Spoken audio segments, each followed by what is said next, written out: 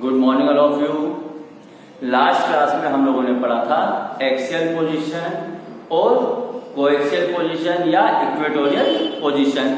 इसमें हमने पढ़ा था जब किसी यूनिट पॉजिटिव पॉइंट चार्ज को किसी इलेक्ट्रिक डायपोल की अलग अलग पोजीशन में रखते हैं तो उस पर कितना फोर्स लगता है, उस फोर्स को फाइंड किया था। वो तो एक्सियल पोजीशन क्या था? When a unit positive point charge is situated in the axis of electric dipole, then that is called axial position. जब किसी इलेक्ट्रिक डायपोल की एक्सिस पर किसी यूनिट पॉजिटिव पॉइंट चार्ज को रखा जाता है तो इस पोजीशन में उस पर जितना फोर्स लगता है वो कहलाती है axial position.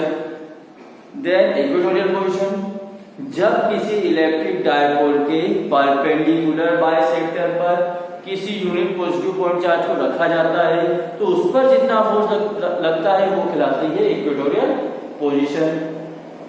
When a unit positive point charge is situated in the perpendicular bisector of electric dipole, then that is called equatorial position. अब आज हमको पढ़ना है flux, Gaussian surface and the most important topic is Gauss theorem. ठीक, सबसे पहले flux क्या होता है? तो जब किसी क्लोज सरफेस के सेंटर पर कोई चार्ज रखा जाता है या जब कोई यूनिट पॉजिटिव पॉइंट चार्ज रखा जाता है तो उससे जितनी भी परपेंडिकुलर लाइंस ऑफ फोर्सेस पास होती हैं वो कहलाती हैं फ्लक्स। इसकी डेफिनेशन होगी the number of perpendicular lines of forces which passes through unit positive point charge, that is called flux. The number of perpendicular lines of forces which passes through unit positive point charge, that is called flux. It is denoted by phi. इसको denote करते हैं phi से। The number of perpendicular lines of forces which passes through unit positive point charge, that is called flux. किसी unit positive point charge से perpendicular lines of forces जो भी पास होती हैं उनको बोलते हैं फ्लक्स। इसको डिनोट करते हैं फाई से। इसके बाद आता है गॉसियन सरफेस।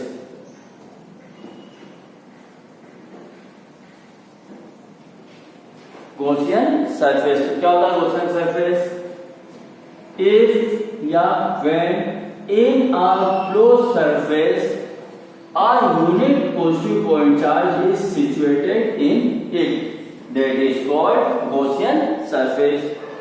जब किसी क्लोज सरफेस के अंदर किसी यूनिट पॉजिटिव पॉइंट चार्ज को रखा जाता है तो इसको बोलते हैं Gaussian surface. When a unit positive point charge is situated in a closed surface, then that is called Gaussian surface। ठीक है, ये डेफिनेशंस 2 मार्क्स में आती हैं और इन्हीं के थ्रू अब अपन डिराइव करेंगे गॉस थ्योरम। तो ये क्वेश्चन 3 टाइप से पूछा जाता है। First, right and prove the Gauss theorem. Gauss theorem को लिखिए और प्रूव भी कीजिए। सेकंड वन इज, इसका स्टेटमेंट दे दिया जाएगा और बोलेंगे प्रूव कीजिए। And third one, with the help of Coulomb's inverse square law prove the Gauss theorem.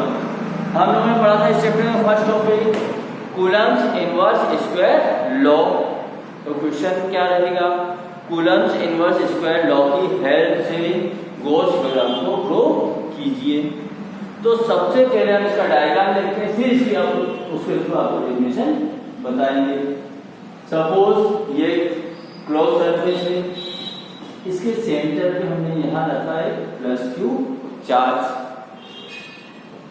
अब +q चार्ज रखा तो इसमें से परपेंडिकुलर लाइंस ऑफ फोर्सेस पास होंगी बहुत सारी। तो माना कि इस पूरे सरफेस का एरिया है इस कंप्लीट सरफेस का एरिया है एस। तो हम इसका एक छोटा सा पार्ट लेते हैं। तो सपोज इस छोटे से पार्ट का एरिया ds,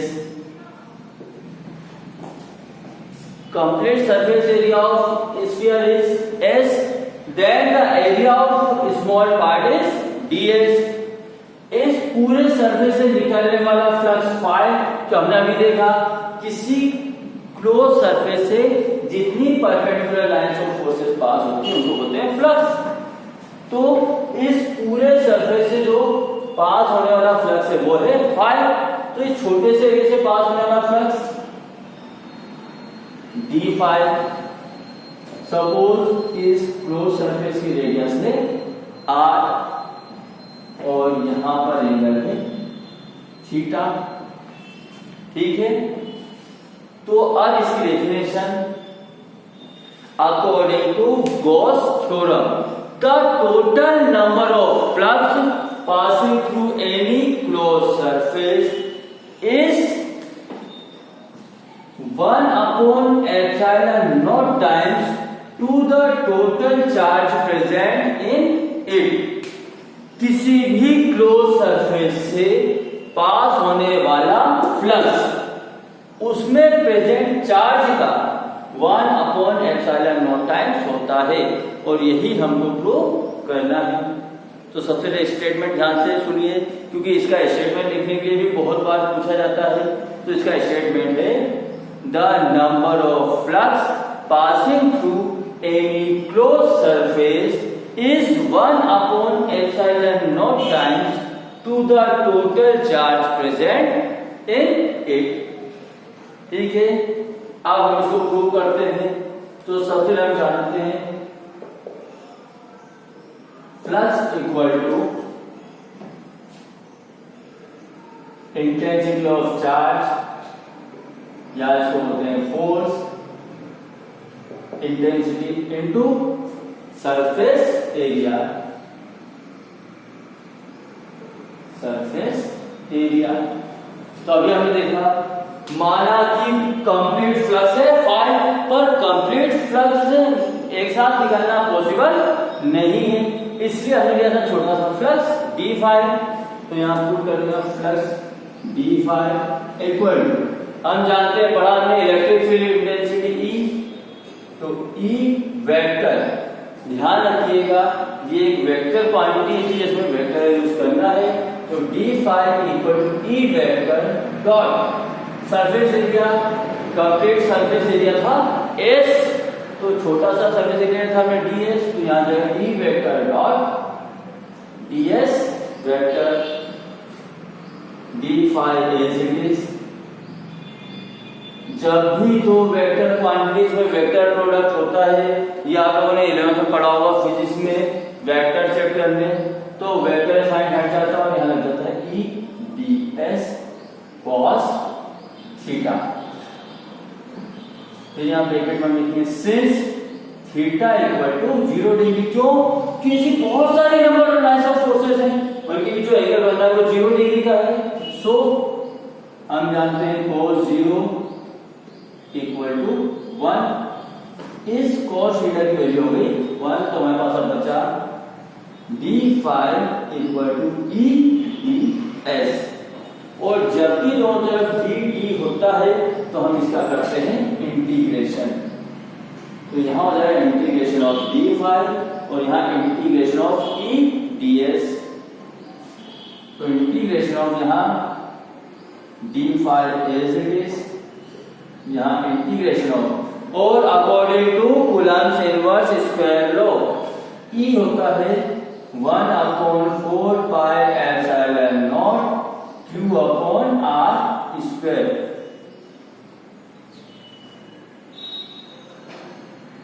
और ds एज इट इज, यहां d फाई के साथ में कुछ भी क्वांटिटी नहीं, मतलब सपोज कर लेते हैं 1 d phi equal to integration की प्रॉपर्टी होती है कि जो चीज यहां d के साथ में है सिर्फ उसी का इंटीग्रेशन होता है, बाकी सब क्वांटिटीज को लेते हैं कांस्टेंट, और कांस्टेंट आ जाता है बाहर, सब बाहर, 1/4 pi epsilon naught Q upon R square आ गया बाहर, तो अंदर बचा यहाँ कुछ नहीं मतलब 1 ds। आप दोनों साइड का इंटीग्रेशन कर देते हैं, तो यहाँ 1 का इंटीग्रेशन, तो ये चीज आप ध्यान रखिएगा 11th में इंटीग्रेशन के फॉर्मूलेस थे उसमें भी पढ़ा होगा। 1 का इंटीग्रेशन जो नंबर d के साथ में होता है 1 का इंटीग्रेशन वही होता है। यहाँ d के साथ में 5, तो 1 का इंटीग्रेशन हो गया 5 equal to 1/4 pi epsilon naught Q upon R square as it is. यहाँ d के साथ में है s, तो 1 का इंटीग्रेशन s, फिर 5 equal to 1 R square 5 equal to 1/4 pi epsilon naught Q upon R square as it is. और हम जानते हैं ये स्फीयर है and S is surface area, तो हम लोगों ने पढ़ा है 10th क्लास में surface area of sphere is 4 pi R square.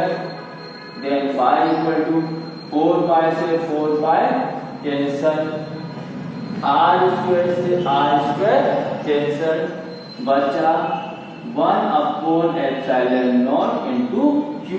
और यही थी हमारी गॉस थ्योरम। सबसे पहले इसलिए इंपॉर्टेंट है इसकी डेफिनेशन। तो डेफिनेशन है किसी भी क्लोज सरफेस से पास होने वाला फ्लक्स उसमें प्रेजेंट चार्ज का 1/एप्सिलॉन नॉट टाइम्स होता है। इट मींस 5 इक्वल टू 1/एप्सिलॉन नॉट इनटू Q। ठीक, इसके बाद इसको पूरा प्रूव किया। और आप लोग इसकी घर पे अच्छे से स्टडी कीजिएगा, अच्छे से नोट्स बनाइएगा, क्योंकि मोस्ट इंपॉर्टेंट क्वेश्चन है ये 12th बोर्ड के लिए। आज हमने पढ़ा with the help of Coulomb's inverse square law prove Gauss theorem. कल पढ़ेंगे इसकी converse. With the help of Gauss theorem prove the Coulomb's inverse square law. Gauss theorem की हेल्प से कूलम्ब्स लॉ को प्रूव करना, गॉस थ्योरम की help से Coulomb's law को प्रूव करना। आज के लिए बस इतना ही, मिलते हैं हम लोग नेक्स्ट क्लास में। जय हिंद।